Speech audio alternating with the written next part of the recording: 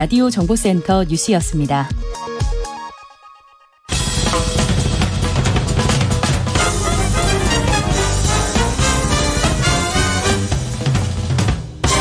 훅 인터뷰. 모두를 위한 모두를 향한 모두의 궁금증 훅 인터뷰. 추석이 지나고 코로나 확진자가 확 늘었습니다.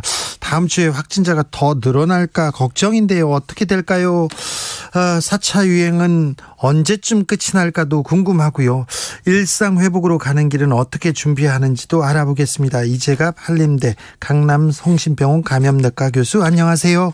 네, 안녕하세요. 교수님, 코로나 확진자 수가 역대 최대치가 나왔습니다. 현재 상황 어떻게 보고 계신지요?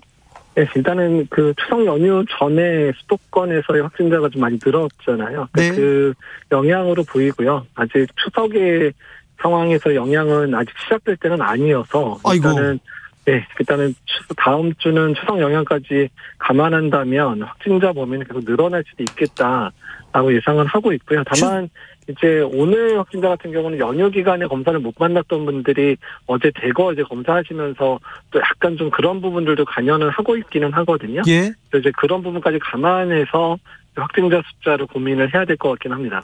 추석 여파가 이렇게 좀 포함된다면 확진자가 더 늘어납니까? 뭐 그럴 수도 있지 않을까. 특히 저희가 걱정하는 거는 지난주까지가 이제 수도권 중심으로 전파가 됐는데, 수도권에 있는 많은 분들이 이제 고향 방문 때문에 비수도권으로 많이 이동을 하셨잖아요. 네. 그래서 다음 주, 다다음 주에 비수도권의 상황이 악화될 수도 있어서 그런 부분이 우려되고 있기는 합니다. 막 4천 명을 넘고 그러진 않겠죠? 일단 뭐 그렇게 배제는 못할 것 같고요. 그러니까 일단 다음 주 상황을 지켜봐야 되긴 하는데, 확진자의 범위는 더 늘어날 수도 있다라고 생각을 하셔야 좀 덜 놀라실 것 같아서 일단은 이제 그렇게 생각은 하고 계셔야 되지 않을까 생각이 듭니다. 사회적 거리두기 체제가 한계에 이르렀다, 의료 체계가 감당이 안 된다, 이렇게 얘기를 하는 분도 많습니다. 의료진들의 희생 한계에 다다른 것 같기도 한데요.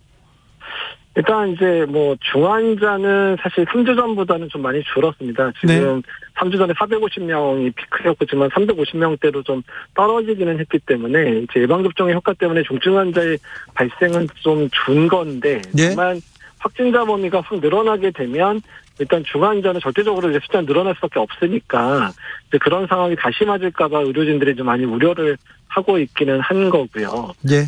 다만 지금 이제 아직 재택치료가 일반화되지 않은 상황인데, 생활치료센터의 여력이 지금 한 절반 정도 차 있거든요. 한 10,000개 정도 남아있는데, 만약에 하루에 3,4천 명씩 나온다 그러면 2, 3일이면 다 차게 되잖아요. 그래서 일단은 뭐 오늘 뭐 재택치료 강화하겠다 의견이 정부에서 나오긴 했지만, 어쨌든 의료체계를 어떻게 빨리 정비할 건가에 대한 노력들은 좀 서둘러야 되는 건 맞긴 맞습니다.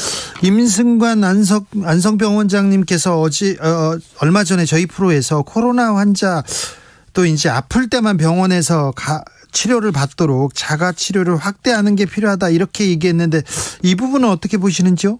네, 뭐 저도 전적으로 동의를 하고요. 그러니까 예방접종자들의 접종 완료자들이 늘어나기 때문에, 그러니까 돌파 감염되신 분들 같은 경우는 중증 위험률이 상당히 떨어지거든요. 85% 정도 중증 예방 효과가 있다 보니까 그런 분들은 돌파 감염돼도 재택 치료에 큰 문제가 없을 거로 예상을 하고 있고요. 그다음에 젊은 층에서 무증상이나 경증 환자 같은 경우에 증상이 악화되는 부분만 잘 관찰을 하고 조심한다면 재택치료가 가능할 거는 같습니다. 그래서 점진적으로 재택치료의 그런 그 범위를 확대하는 부분들은 당연히 지금 이행이 돼야 되는 부분이고요. 그러니까 코로나 전략이 시행이 되다 보면 당연히 확진자 수는 줄지 않고도 늘어날 가능성을 분명히 대비를 해야 되거든요. 그래서 지금처럼 모든 확진자가 격리되는 이런 상황들은 앞으로는 힘든 상황이 될 가능성이 상당히 높습니다. 네.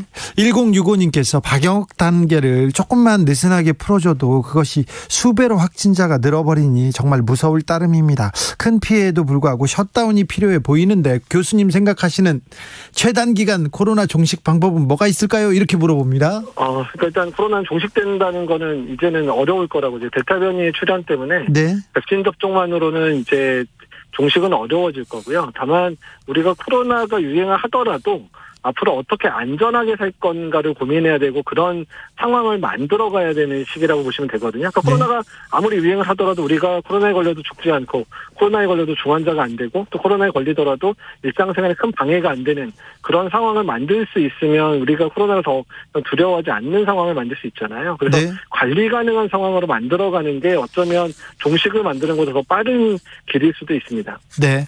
백신 접종이 좀 중요한 것 같습니다. 백신 접종률이 변수가 될까요?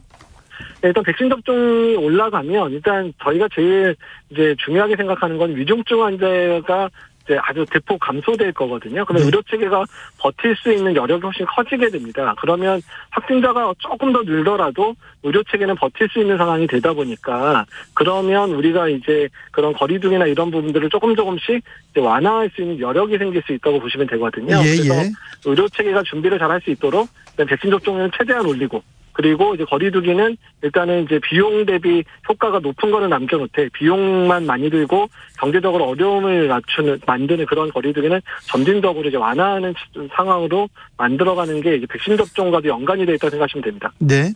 백신 접종은 지금 계획대로 잘 되고 있습니까? 백신 수급도 문제가 없고요?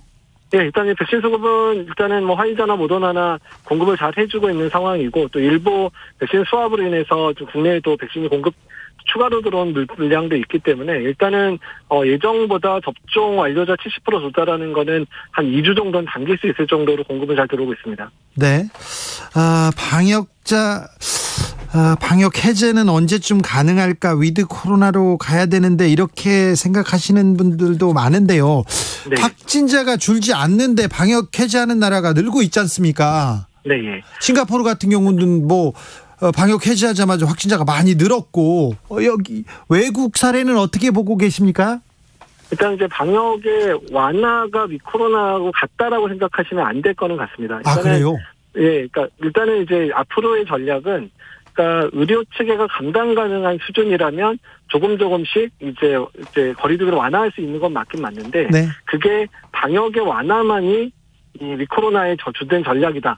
이렇게 생각하시면 안 되고요. 어떻든 우리가 감당 가능한 수준 안에서 균형점을 맞춰야 되거든요. 네. 그러니까 우리 의료체계가 감당 못하는 상황은 당연히 확실하게 조여야 되는 상황이 올 수도 있고요. 의료체계가 감당한 수준 정도의 입원 환자, 중증 환자가 발생한다면 조금씩 이제 완화할 수 있는 측면들도 생기는 부분이니까 그래서 이게 위코로나가 단순히 방역의 완화의 개념보다는 안전하게 살 수 있는 길을 터득하는 거라고 생각하시는 게 더 맞다고 생각이 듭니다. 3313님 질문입니다. 마스크는 벗을 수 있을까요? 물어봅니다. 일단 코로나가 끝날 때까지 마스크 벗는 거는 힘들 거라고 아예 그냥 생각을 하고 계신 게 오히려 실망이 덜 할 것 같거든요. 내년에도 써야 되네요, 그럼. 일단은 많이 안정이 된다면 이제 조금씩 이제 그러니까 실외에서부터 점진적으로 이제 마스크를 벗는 거는 시작이 될 수는 있는데요. 근데 실내에서 특히 밀폐된 실내에서의 마스크 벗는 거는 앞으로 몇 년이 더 가야 될 수도 있기 때문에 어쨌든 마스크는 이 코로나의 가장 마지막이라고 생각하시면 좋을 것 같습니다. 아무튼 몇 년 동안은 쓴다고 생각해야 됩니까? 몇 년이라고 생각해야 1년 있다 벗으면 더 기뻐하실 거 아니에요? 네. 닷새 갈매기님께서 100세 시대에 장수 코로나와 친하게 지내요. 우리 그래야 돼요. 이렇게 얘기합니다. 위드 코로나로 가야 된다 계속 얘기하는데 그 기대하고 기다리는 분들 많습니다. 우리가 그 기로에서 고민해야 할 지점은 뭔가요? 일단 이제 위코로나라고 하는 부분을 자꾸 이제 계속 말씀드리시고 방역의 완화라고 생각하면 오히려 사실 그게 더 현실감이 있긴 있지만 그러기보다는 앞으로 우리가 어떻게 안전하게 살 건가에서 우리의 삶의 패턴들을 좀 바꾸는 작업들이 필요하거든요. 그래서 실내에서 마스크 착용하는 것뿐만 아니라 환기가 잘 되는 공간, 다중이용시설은 되도록 환기가 잘 되는 구조를 만들어야 되는 부분들도 필요하고 의료체계도 정비해야 되고 또 국민들이 이런 코로나 상황에서 확진이 되더라도 이제 재택치료가 가능하다는 부분들도 인정하는 공감대 부분도 상당히 많이 필요합니다. 그래서 일단 국민들과 정부, 전문가들이 이렇게 공감대를 얻어가면서 점진적으로 추구할 수밖에 없다라고 이해하시고 그 기간이 단순히 딱 어떤 시점에 시작해서 특정 기간에 끝나는 게 아니라 상당 기간 걸릴 수 있는 아주 천천히 이행되는 그런 상황이 될 거라고 이해를 해주시면 좋을 것 같습니다. 알겠습니다. 선생님, 위드 코로나라는 말을 쓰지 말아야 할까요? 어떤 용어가 적합할까요? 그러니까 사실 저는 단계적 일상 회복이라는 단어도 별로 좋아하지 않는데요. 네. 왜 그러냐면 코로나의 유행 상황에서 예전으로 돌아가는 일상 자체가 예전으로 돌아가는 상황들을 기대하기 상당히 어렵습니다. 그러니까 어쩌면 바뀌어진 일상을 새로 만들어야 되는 상황이기 때문에 그냥 위코로나는 당연히 갈 수밖에 없는 길이고요. 위코로나 안에서 우리가 어떻게 코로나 상황 속에서도 안전하게 살지를 새로 만들어간다. 이렇게 생각해 주시는 게 위코로나의 진정한 정의라고 생각하시면 좋을 것 같습니다. 알겠습니다. 5622님께서 마스크는 영원히 써야 될 것 같아요 얘기하시고, 조혜숙님은 저는 오늘 KF94 마스크 100장 또 주문했습니다. 그냥 포기하고 마스크 쓸래요. 마스크 쓰니까 감기도 안 걸려요. 그렇죠. 이렇게 생각해야 됩니다. 네, 마스크 쓰고 손 잘 씻고 그러니까 감기 안 걸리고 나 건강하다 이렇게 생각하는 게 좋을 것 같습니다. 예, 그렇게 생각하시는 게 오히려 1, 2년 동안 정신건강에 상당히 도움이 될 거라 생각은 하고 있습니다. 네. 또 정신건강에 좋은 게 뭐 있습니까? 일단은 어떻든 코로나가 지금처럼 유행을 하더라도 네. 우리는 코로나 상황 속에서 우리의 살 길을 분명히 찾을 수 있을 거거든요. 네. 그러니까 그 시기가 멀지 않았다라고 생각하시고 일단 준비하고 노력하면 될 거라고 기대를 좀 해주시면 좋을 것 같습니다. 네. 그게 되나 적당히 덕질하는 게 님입니다. 이게 그 이름이세요. 네. 근데 예. 코로나 어떻습니까? 어몽코리나 아니 죄송합니다. 조성빈님, 아이들이 요즘 학교 가는 게 확진 소식이 많이 들려서 불안합니다. 초등학교 아이들 접종계 검토되고 있는지 궁금합니다. 초등학교 아이들 걱정이 됩니다. 예, 지금 이제 5에서 11세에 대한 임상 연구가 화이자 백신이 이제 맞춰가는 것 같고요. 이제 미국 내에서 5에서 11세에 대한 허가를 신청할 것 같습니다. 그래서 미국 내 허가가 되면 우리나라 내에서도 이제 그에 대한 이제 그 접종을 할 건지 말 건지에 대한 결정을 하게 될 것 같은데 네. 조금 많은 고민들이 좀 필요하거든요. 안전한지 또는 어떤 유익이 있는지 이런 부분들을 잘 비교를 해야 되기 때문에 그 부분들은 올해 말에 내년 초에 결정되지 않을까. 특히 초등학생들에 대해서는. 네. 추석 연휴를 마치고 좀 우리가 다시 방역에 대해서 좀 경각심을 가져야 될 것 같습니다. 이를 위해서 국민들께 한 말씀 부탁드리겠습니다. 예, 그러니까 유행 상황이 길어지기 때문에 많이 지치시고 힘드실 거는 아는데 다만 우리가 코로나를 지금까지 잘 이겨내고 버텨오고 있으셨잖아요. 그래서 네. 앞으로의 길이 지금보다는 훨씬 나은 길을 갈 거기 때문에 일단 조금 더 노력하고 함께 용납하고 이해하면서 좀 지내셨으면 좋겠습니다. 지금까지 이재갑 한림대 교수였습니다. 감사합니다. 예, 감사합니다.